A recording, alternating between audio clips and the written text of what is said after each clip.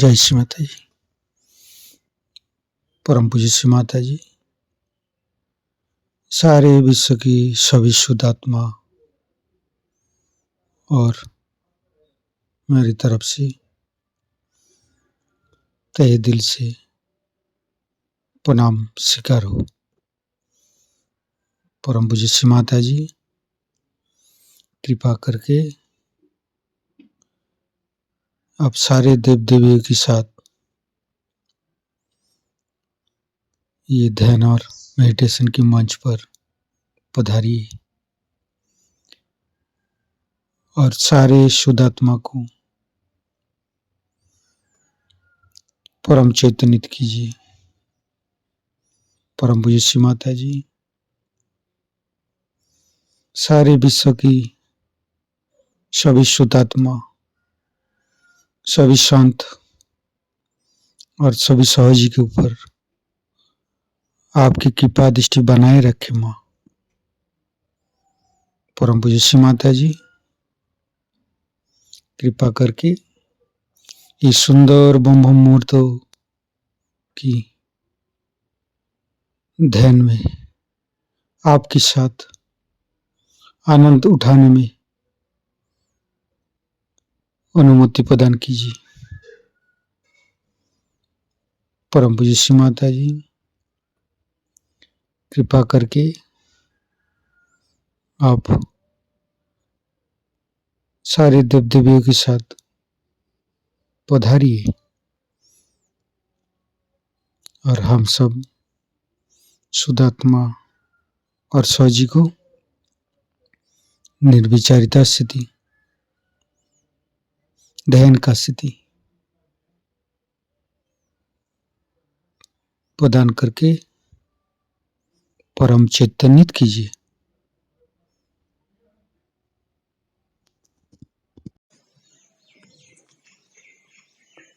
कुंडलिनी उठा के बंधन लेंगे।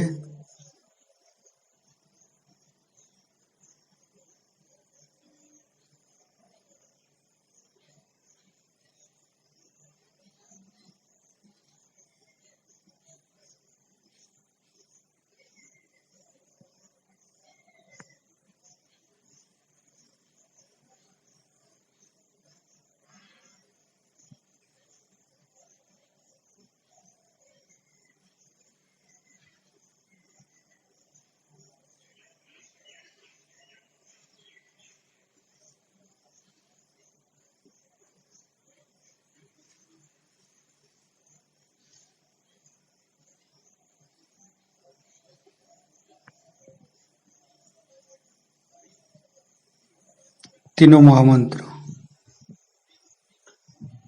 ओम तमेव साक्षात् श्री महालक्ष्मी महासरस्वती महाकाली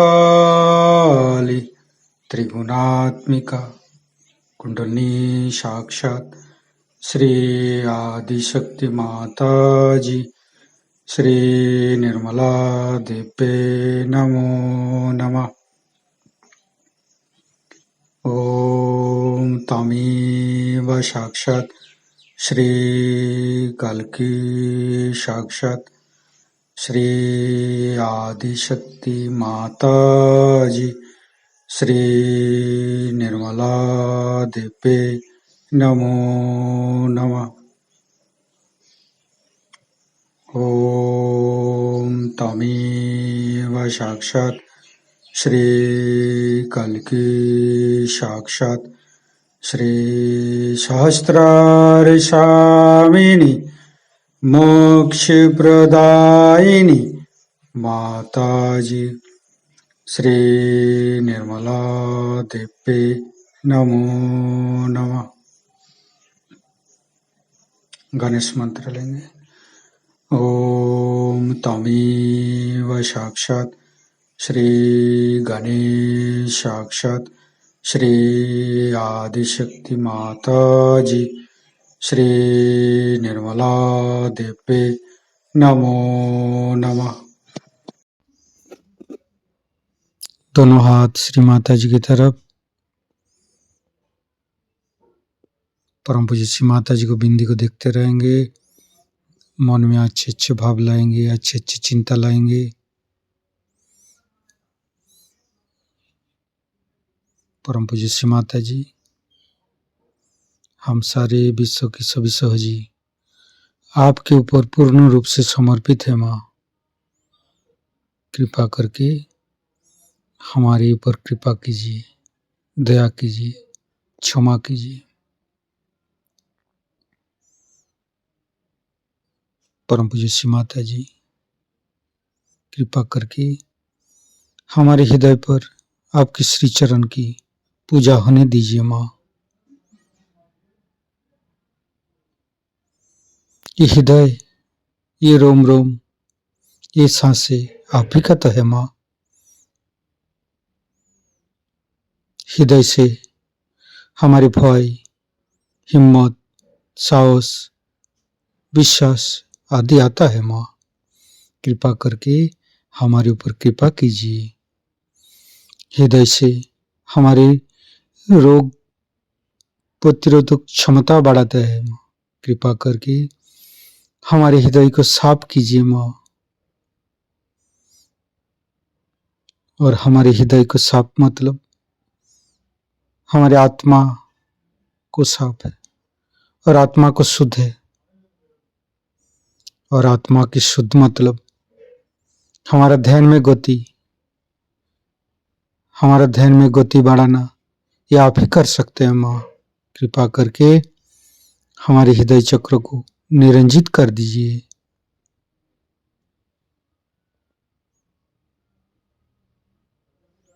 परम पूज्य श्री माता जी, कृपा करके हमें बैलेंस में रखिए।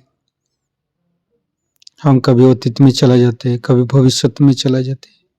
माँ हमें बैलेंस में रखिए, हमें मध्य भाग में रखिए। धीरे धीरे चित्त को मूलाधार चक्र, तीनों मूलाधार को देखेंगे।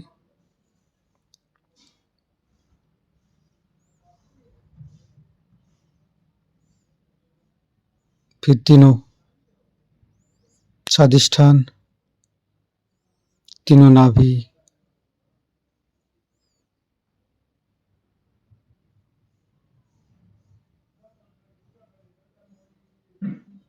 तीनों हृदय, लेफ्ट हृदय। परम पूज्य श्री माता जी, आपकी परम कृपा में हम शुद्ध आत्मा है। कृपा करके हमारी बाएं हृदय पर आइए और हमारी आत्मा को परमात्मा के साथ मिलाइए माँ। परम पूज्य श्री माता जी, हमें शिव तत्व प्रदान कीजिए। संपूर्ण चित्त बाएं हृदय पर ही रखेंगे। परम पूज्य श्री माता जी, कृपा करके हमारे बाएं हृदय पर आइए।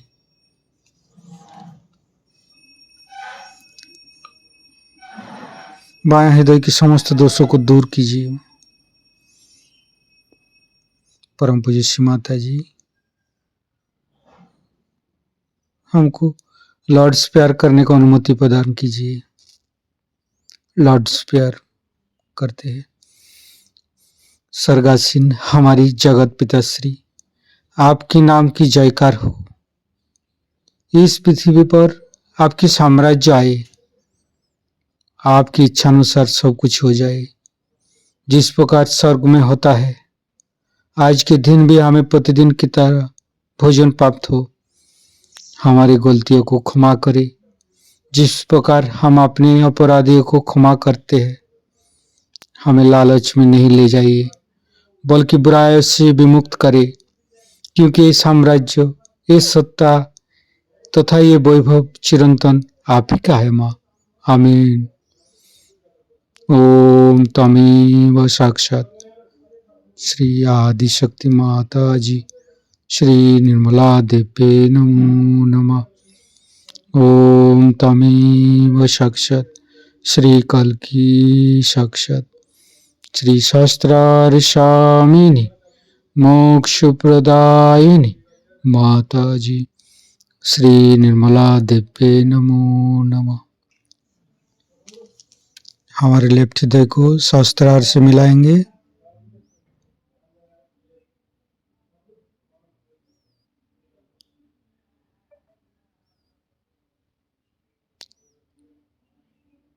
शिव पार्वती के मंत्र लेंगे। ओम तमेव साक्षात श्री शिव पार्वती साक्षात श्री आदिशक्ति माता जी श्री निर्मला देवी नमो नमः। संपूर्ण चित्त राइट हृदय पर। परम पूज्य श्री माता जी, आप ही तो सीताराम हैं, कृपा करके हमें मर्यादा प्रदान कीजिए। सीताराम जी का 12 बार नाम लेंगे। ओम तमेव साक्षात श्री सीताराम श्री सीताराम श्री सीताराम श्री सीताराम श्री सीताराम श्री सीताराम श्री सीताराम श्री सीताराम श्री सीताराम श्री सीताराम श्री सीताराम श्री सीताराम साक्षात श्री आदिशक्ति माता जी श्री निर्मला देवी नमो नमः। संपूर्ण चित्त मध्य हृदय पर। मध्य हृदय पर माँ के श्री चरण को देखते रहेंगे।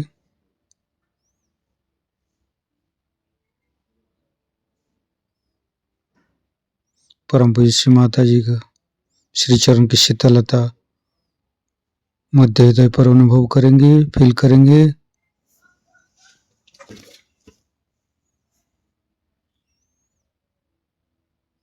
धीरे धीरे चित्त को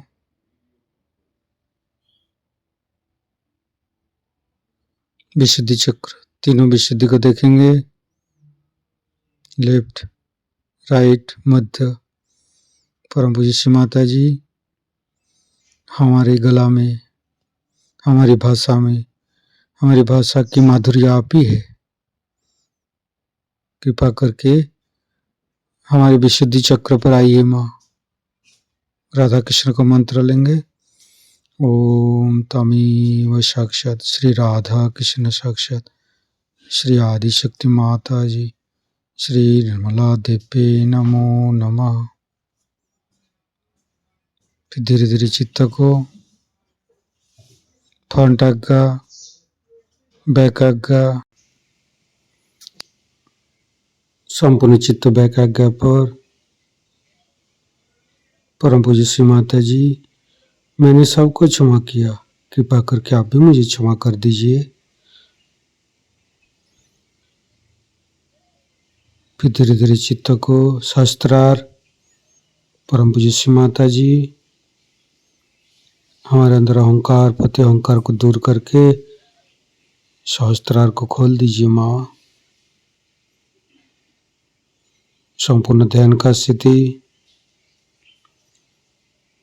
परम पूज्य श्री माता जी हमारी सहस्त्रार पर आइए। संपूर्ण निर्विचारित जगह स्थिति। दोनों हाथों पर, सहस्त्रार पर चैतन्य लहरी अनुभूति करते रहे। चैतन्य लहरी का अनुभूति करते हुए सहस्त्रार पर चित्त को। परम पूज्य श्री माता जी हमारे पर ऐसे कृपा कीजिए ताकि मैं आपको, आपकी वाणी को सहस्त्रार पर सुन सकूं। निर्विचारिता का मंत्र। ओम तमेव साक्षात से निर्विचारिता साक्षात श्री आदिशक्ति माता जी श्री निर्मला देवी नमो नमः। संपूर्ण चित्त सहस्त्रार पर श्री माता जी का मंत्र लेंगे। ओम तमेव साक्षात श्री कल्की साक्षात श्री सहस्त्रार स्वामिनी मोक्ष प्रदायिनी माता जी श्री निर्मला देवी नमो नमः। संपूर्ण चित्त सहस्त्रार पर परम पूज्य श्री माता जी का अमृत बानी सहस्त्रार से ग्रहण करेंगे। मैंने तो बताने वाली लड़कियों ने आपसे बता दिया।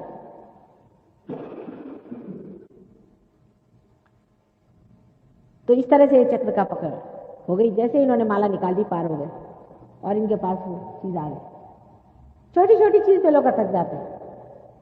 मैंने कहा भाई काशी का गंगा छोड़ दो, वही नहीं छोड़। हम आपको परम देने बैठे हैं, आप छोटी चीज को नहीं छोड़ रहे। अरे काशी के पंडे कैसे होते क्या पता नहीं, आपको मुझे बताना होगा। उनका भेजा हुआ वो जो गंगा है वो किस काम का होगा वो भी क्या बताना होगा आपको। एक पैसे की चीज 1 रुपए में बेचते हैं और इतने दुष्ट, इतने गंदे लोग हैं, सारे उस मंदिरों के वाइब्रेशंस भी खराब कर दिए। इसमें बुरा मानने कौन सी बात है? किसी बात का बुरा नहीं मानना है। सब आपके मंगल और कल्याण की मैं बात कर रही हूँ। सब कुछ आपके मंगल और कल्याण के लिए कर रही हूँ। ऐसी छोटी छोटी बातें लेकर के लोगों ने अपने फंसा रखा। तो इस विशुद्धि चक्र की मैं बात कर रही थी कि जो विराट, उसके बाद ये ऊपर का चक्र है। ये चक्र इससे बड़ा महत्वपूर्ण माना जाता है, आज्ञा चक्र है। आज्ञा चक्र बड़ा सकरा होता है, उसके अंदर से कुंडलिनी का निकलना कठिन हो जाता है। दोनों तरफ से जब ईगो और सुपर ईगो दोनों दबाते हैं तो ये चक्र और भी दब जाता है। जब आदमी किसी को क्षमा नहीं करता और रात दिन उसी के बारे में सोचता रहता है कि इसने मुझे ये सताया, उसने मुझे वो सताया, मुझे ये तकलीफ दी, वो तकलीफ दी, ऐसे आदमी का आज्ञा चक्र एकदम पकड़ जाता है। और जो लोग चश्मा लगाते हैं उनका भी आज्ञा चक्र कुछ कमजोर होता है, शारीरिक दृष्टि। इस आज्ञा चक्र के भी अनेक रूप हैं, वो आप पढ़ेंगे तो आप, मेरे पास जो किताब है उससे आप पढ़ें, उससे आप देख सकते हैं कि काफी इन लोगों ने उस पर लिख दिया आज्ञा चक्र के बारे में। इस आज्ञा चक्र पे महाविष्णु का स्थान है। अब आप लोग महाविष्णु के बारे में जानते नहीं, लेकिन देवी भागवत जिसने पढ़ा होगा उसने महाविष्णु के बारे में पढ़ा है कि बहुत बड़ा ये अवतार माना जाता है, जो राधा जी का पुत्र था और वो संसार में आने वाला है, ऐसा 14,000 वर्ष पहले कहा गया था। और वही अपने ईसा मसीह साक्षात महाविष्णु के अवतरण।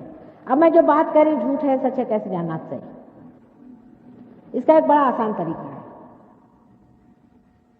आपके जब वाइब्रेशंस आ जाए तो आप पूछिए कि क्या ईसा मसीह महाविष्णु के अवतरण है, वही आज्ञा चक्र पे है, फौरन वाइब्रेशंस आना शुरू।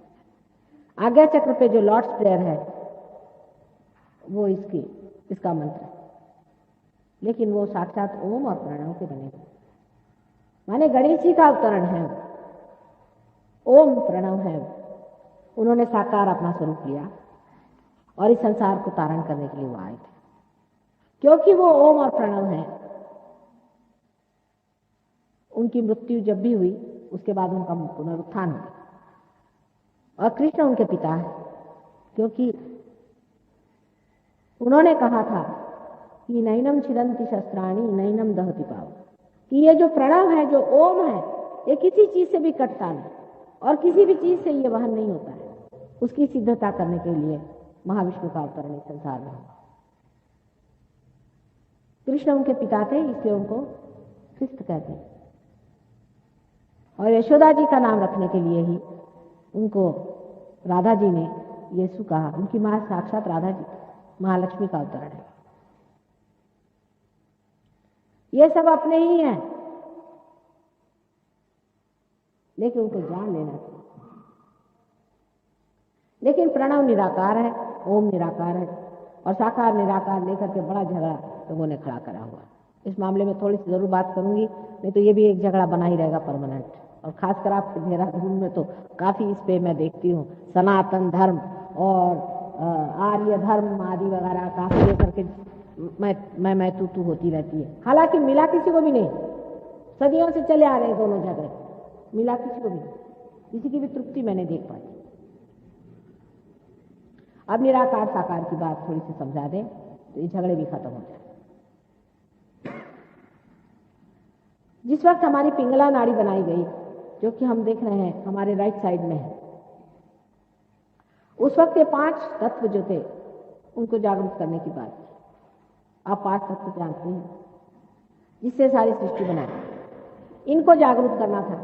इसीलिए यज्ञ वगैरह हमारे वेदों में किए गए, श्रुतियाँ पढ़ी गई। यज्ञों में ये जो 5 तत्व है इसको जागरूक किया गया, जैसे मैंने सवेरे बताया था आपसे। ये 5 तत्व जागरूक करना जरूरी थी।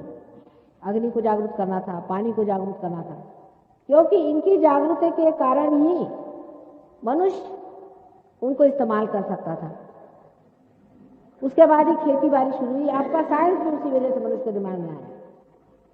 अगर हमारी पिंगला नाड़ी अगर जागरूक न होती तो हम कभी भी साइंस न खोज पाते, न ही हम ये समझ पाते कि इन 5 तत्वों को हम किस तरह से इस्तेमाल करें, बिजली कैसे बनाएं और किस तरह से हम इस अग्नि को इस्तेमाल करें। अग्नि का तक हमें पता ना आता कि हम अग्नि भी न बना, ये सब हम बना सके, इसलिए राइट साइड की पूजा होती है। इसीलिए यज्ञ होते रहे और निराकार में ही, क्योंकि ये 5 शक्तियां, इसलिए निराकार की पूजा होती है उस जमाने में। लेकिन उसमें जब आगे लोगों ने सोचा कि अब जागरूक कर दिए, अब आगे क्या, तो फिर मनन की चीज शुरू हुई। तब फिर सेंट्रल पाथ पे आ गए। जब सेंट्रल पाथ पे सुषुम्ना नाड़ी पे चढ़ना शुरू हुआ तो उन्हें दिखाई देने लग गया इस जगह ये देवता बैठे हुए हैं और ये देवता हैं। और ये जो 5 तत्व बने हैं, इसी से इन चक्रों की बॉडीज भी बनी हुई, इनकी जो शरीर रचना है ये इन्हीं 5 तत्वों से बनी है। तो जब इन्होंने इन तत्वों को जानना शुरू किया तो देखा कि इनके देवता, तब इन्होंने मनन विधि में उन देवताओं को जानना शुरू किया, एक के बाद एक के बाद एक के बाद। तब इन्होंने कहना शुरू कर दिया कि नहीं, ये साकार भी इनकी चीज आती है। निराकार से साकार पे लोग उतरने लगे। जैसे जैसे चेतना बढ़ती गई वैसे वैसे आने लगे। उसके बाद जो साकार पे आ गए उनका जो हाल हो गया आप जानते हैं। इसकी पूजा कर, उसकी पूजा कर, रिचुअलिज्म आ गया, अंधश्रद्धा आ गई, धर्मांधता आ गई, बड़ा बुरा हाल हो गया। तब फिर एक बड़ा भारी आंदोलन हुआ। इतना ही नहीं, मोहम्मद साहब जैसे लोग संसार में पैदा हुए, क्राइस्ट संसार में आए, इन्होंने सबने कहा कि निराकार ही की पूजा, साकार को खत्म करो। हालांकि बड़ा गोपनीय है सब कुछ लिखना। बाइबल में लिखा हुआ है कि जो कुछ पृथ्वी ने बनाया हुआ है और जो कुछ आकाश ने बनाया है उसका प्रतिरूप न बनाइए। ये बड़ी मार्मिक चीज है। इसको अगर ईसाई लोग समझे तो समझ ले कि मूर्ति पूजा क्या है। अब पृथ्वी ने कौन सी चीज बनाई हुई बताइए आप? उसकी प्रतिरूप करके उसकी पूजा नहीं करना चाहिए। पृथ्वी ने जितने भी स्वयंभू लिंग है ये बनाए हुए हैं। अभी ईसाइयों से कहिए कि जितने स्वयंभू लिंग है ये पृथ्वी ने स्वयं बनाए हैं, और इसके प्रतिरूप आप कोई भी बनाए वो पूजनीय होता ही नहीं, क्योंकि इम्परफेक्ट है। इसका भी एक कोएफिशिएंस होता है, इस आकार का भी एक कोएफिशिएंस होता है। उस आकार के कारण ही चैतन्य बहता है, और हुबेहूब वैसा आकार बनाना असंभव। और जो बनाता है वो भी रियलाइज सोल होना चाहिए, और वो उसे बेचना नहीं चाहिए उसको। इसलिए जितनी भी मूर्तियों की हम पूजा करते हैं अधिक सब इस हिसाब से 0। अब आप जाकर के देखें, रंजना का एक गणेश जी है, बिल्कुल गणेश के रूप, बिल्कुल गणेश का, और ये पृथ्वी के अंदर से निकले हुए, किसी ने उनको हाथ भी नहीं लगाया। अभी अनादिकाल से बात चली आ रही, मैं खुद देखने गई, इतने वाइब्रेशन उस गणपति में है जैसे कि कोई जागरूक वहां समाधि लगाई हुई हो, इस तरह से उनमें जागरूक वाइब्रेशन आते हैं। इसीलिए कहा गया था कि उसके प्रतिरूप मूर्ति न बना।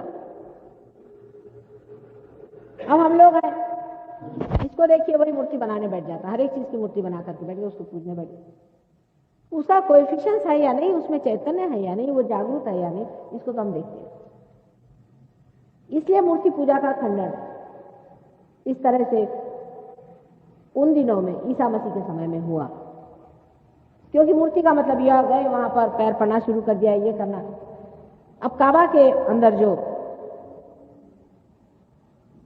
पत्थर है वो साक्षात शिवलिंग है, पृथ्वी से निकला हुआ शिवलिंग है वो, उसे मोहम्मद साहब जानते थे।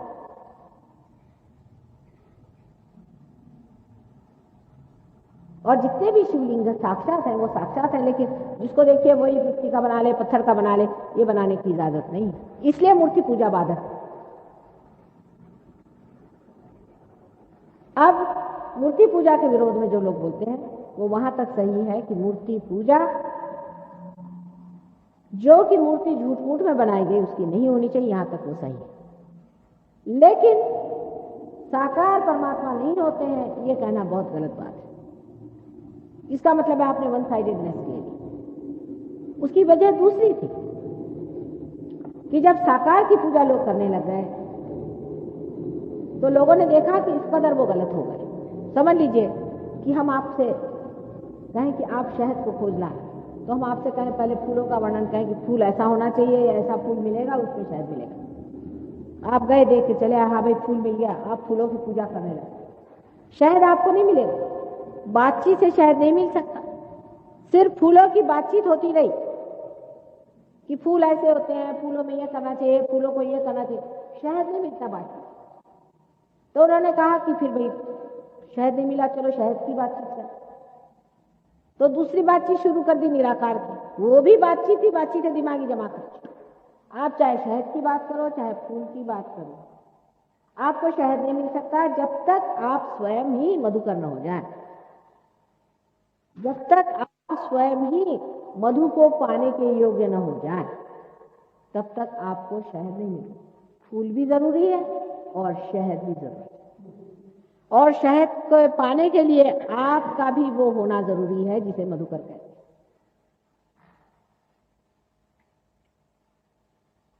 अब ये झगड़ेबाजी की बात है कि हर चीज को लेकर झगड़ा खड़ा करें। सत्य एक है, उसमें कभी झगड़ा नहीं होता।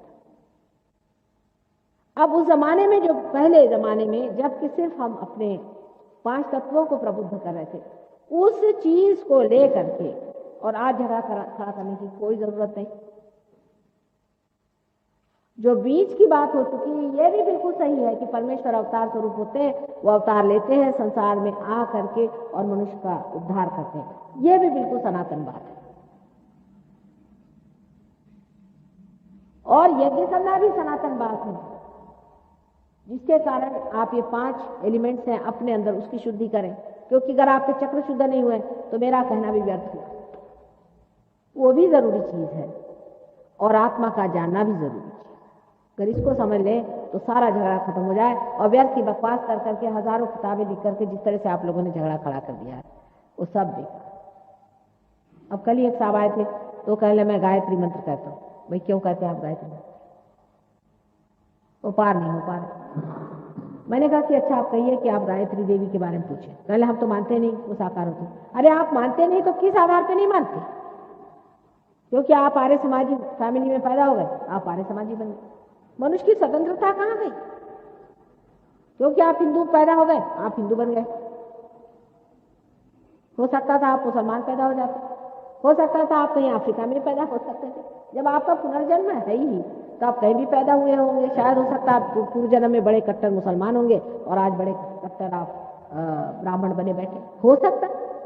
और होता ही है, एक अति से आदमी दूसरी अति में हमेशा उतरता है। एक कट्टरता को लेकर चलता है तो दूसरी कट्टरता में उतरता है। सत्य कट्टर नहीं है, सत्य साक्षात है। इसका साक्षात कराना चाहिए। सूझबूझ इसमें है, सुज्ञता इसमें है, इसमें विस्तार कि वो जो सत्य है उसे हमें पाने का है, उसी को हमें लेने का है और असत्य हम नहीं चाहते। आज यही हो रहा है। आपके जो जवान बच्चे हैं ये परमात्मा पे विश्वास नहीं करते। उनको मेरी बात भी बेकार लगती शुरू में। सभी विश्व में ये बात आप ही की बात ये नहीं है, आपसे कहीं अधिक और जगह ये हो गया, कहीं अधिक और जगह हो गया है कि जहां लोगों ने परमात्मा से विश्वास छोड़ दिया। अल्जीरिया के एक हमारे शिष्य है, इंजीनियर है, वो हमारे पास आए थे, मुसलमान है वो लोग सब। वहाँ के जितने भी पढ़े लिखे लड़के हैं, इंजीनियर, डॉक्टर्स, आर्किटेक्ट्स वगैरह, उनको परमात्मा में विश्वास नहीं। उनमें से ये महाशय भी थे। ये किसी तरह से हमारे पास आ गए और पार हो गए। एक विश्वास को धर्मांधता से निकल करके और अविश्वास के और जब मनुष्य झुकता है तो बीचों बीच सहयोग से पकड़ सकता है। जब उन्हें साक्षात हो गया, आज उन्होंने 500 वहां अपने डिसाइपल्स बनाए हुए अल्जीरिया में, जो कि मुसलमान हैं, जो कि विष्णु की भी पूजा करते हैं और मोहम्मद को भी जानते हैं। इसलिए नहीं कि मैंने कहा है, उसके बगैर काम ही नहीं बनता। अगर आपके पेट के कैंसर है और अगर आप धर्मांध हैं तो आपको मोहम्मद साहब का नाम लेना पड़ेगा। आप नहीं लीजिएगा तो मैं ठीक नहीं कर सकता। और अगर आप मुसलमान हैं और आपको कैंसर है पेट का, तो आपको दत्तात्रेय जी का नाम लेना पड़ेगा और विष्णु जी का नाम लेना पड़ेगा, चाहे आप मुसलमान हो चाहे कोई। किसी का कोई ठेका नहीं होता है कि ये भगवान मेरे हैं वो भगवान मेरे हैं। उनको समझा नहीं, बूझा नहीं और बना लिया। अब तो धर्म का राजकारण जब बन गया तो अब तो भगवान ही बेचारे। जो लोग राजकारण में धर्म ला के बात करते हैं उनसे पूछे आप क्या धर्म के बारे में कुछ जानते भी हैं? धर्म का राजकारण नहीं बन सकता।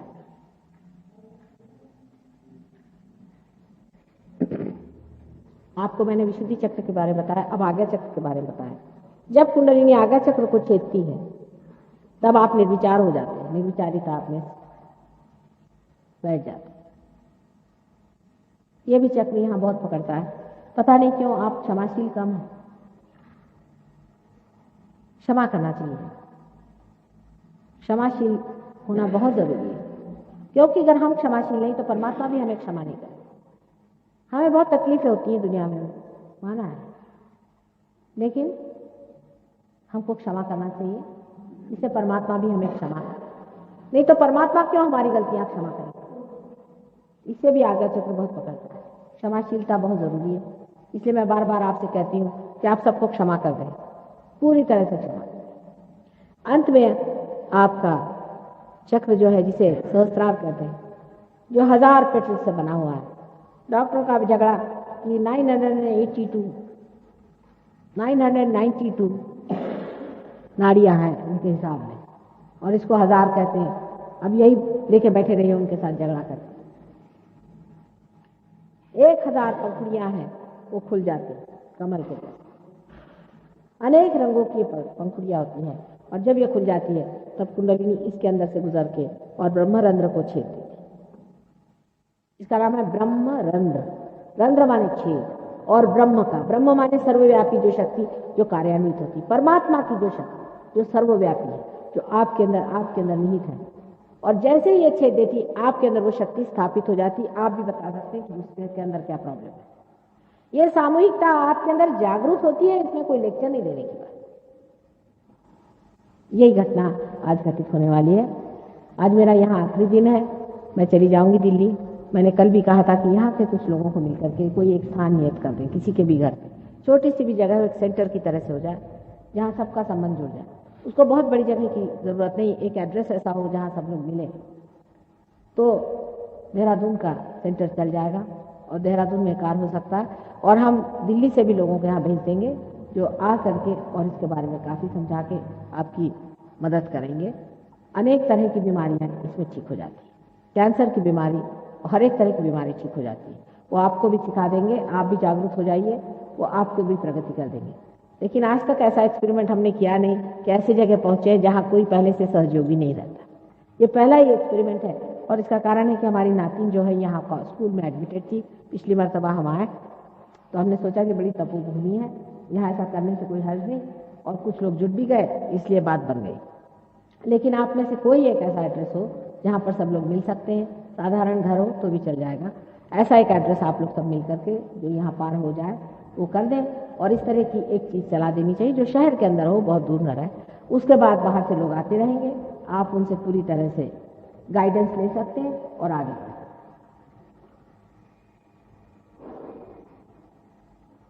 अब ये साहब बैठे, इन्हीं का अनुभव देखिए, सवेरे इनके वाइब्रेशंस नहीं आ रहे और किसी तरह से रुकावट हो रही थी। तो किसी ने, हमारे परदेसी ने या किसी ने इनसे कहा कि आप पूछिए कि माता जी कौन है। बस ये कहते ही साथ दर दर हाथ में इनके वाइब्रेशन शुरू। उनको बड़ी हंसी आई अपनी बात पर भी।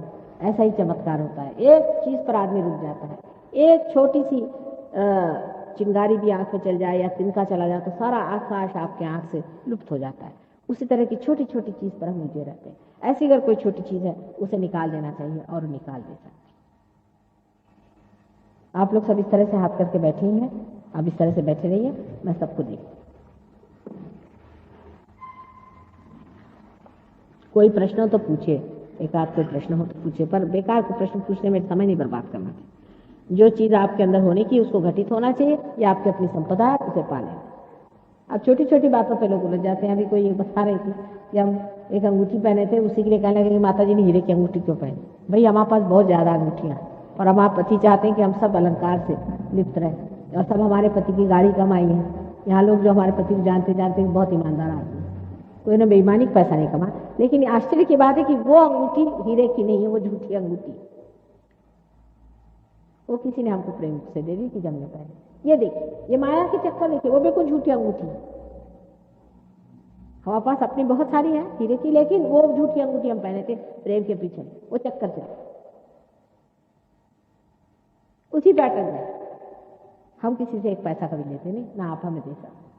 अब इस जन्म में हमारे पति हैं रईस, हमारे पिता बहुत रईस आदमी थे, सब कुछ है तो हम पहन लेते हैं थोड़ा बहुत, जितना है उससे तो कुछ कम ही पहनते हैं, बहुत ही कम पहनते हैं। लेकिन हमारे पति का शौक है कि हमारी पत्नी जो है सुहागिन है, पहने तो हम खुशी के लिए पहनते हैं। हम कोई सन्यासी आदमी थोड़ी ना, आपसे लेकर हम कुछ नहीं पहनते। जो परंपरागत हमें पहनना वो हम पहनते हैं, कोई हम सन्यासी नहीं है, हम कोई साधु बाबा नहीं है, और उसमें हमें कोई छूट बात बताने की भी नहीं। तो हमने ये क्यों पहना, वो क्यों पहना, इस तरह की फालतू की बात करने से क्या फायदा था।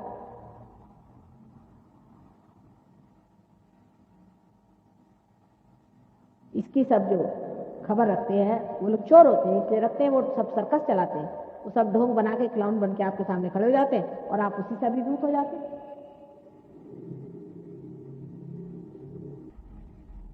यहाँ ये समझना चाहिए कि आपको लेना है, हमें नहीं। हम देने बैठे हैं, आपको नहीं मिला तो आपका डिस्क्रेडिट है, आपके लिए वो गलत रहेगा, आपके लिए नुकसान दे रहेगा, हमारे लिए नहीं। आज सवेरे भी मैंने कहा था, मुझे आपसे कुछ नहीं लेना, वोट भी नहीं लेना, इलेक्शन भी नहीं लड़ना, कुछ भी नहीं है, मुझे शोहरत भी नहीं चाहिए आपसे, लेकिन आपका जो अपने अंदर छिपा हुआ है वो पा लीजिए। ये माँ की तरह से मैं समझाती हूँ। अगर आप अपनी माँ को समझ सकते हैं, आप मुझे भी समझ सकते हैं।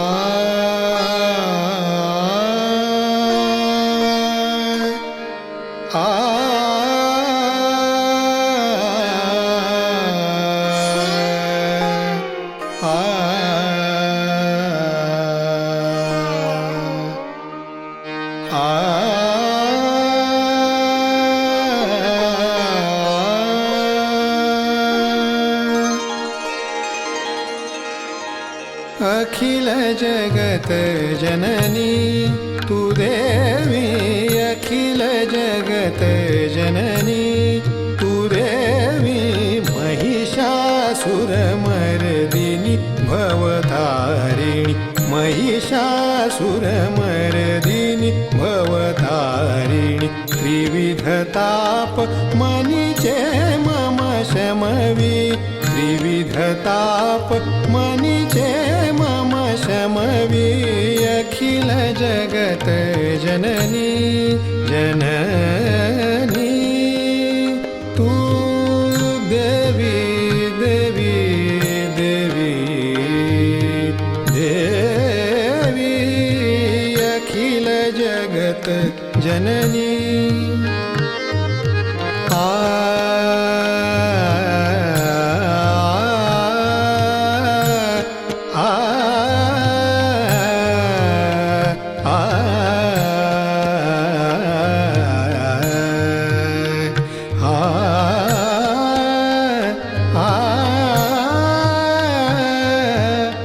अखिल जगत जननी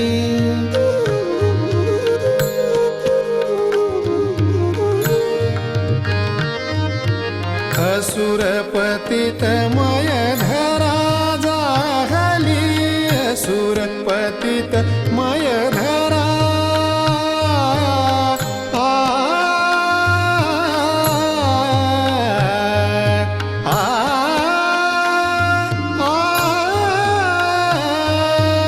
असुर पतित मय धरा जाहली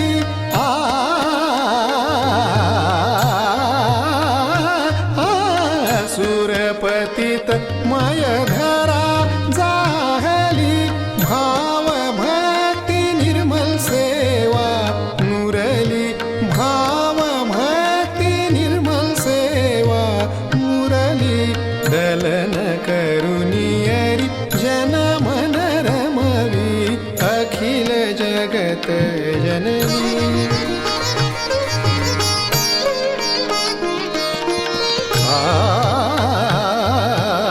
अखिल जगत अखिल जगत जननी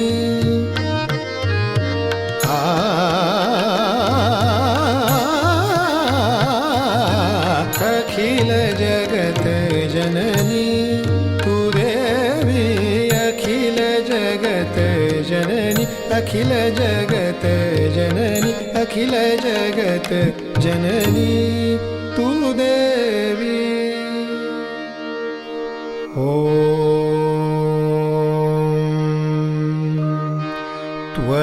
त्वमेव साक्षात् श्रीजगदम्बा साक्षात् श्री आदिशक्ति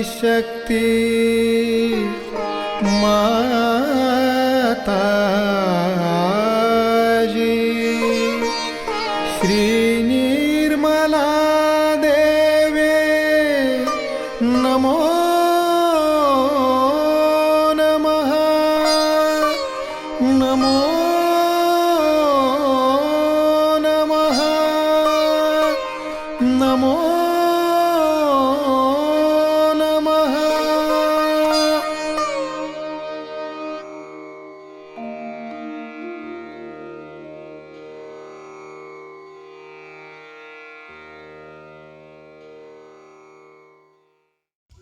इसी संपूर्ण ध्यान का स्थिति पर, निर्विचारिता स्थिति पर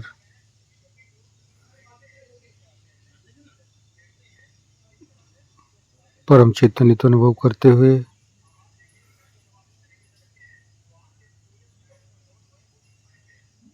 परम पूज्य श्री माता जी के चैतन्य वर्षा अनुभूति प्रदान करते हुए परम पूज्य श्री माता जी आपने जो हमें ध्यान करा के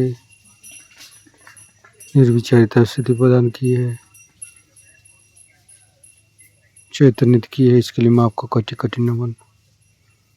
कुंडली उठाकर बंधन लेंगे।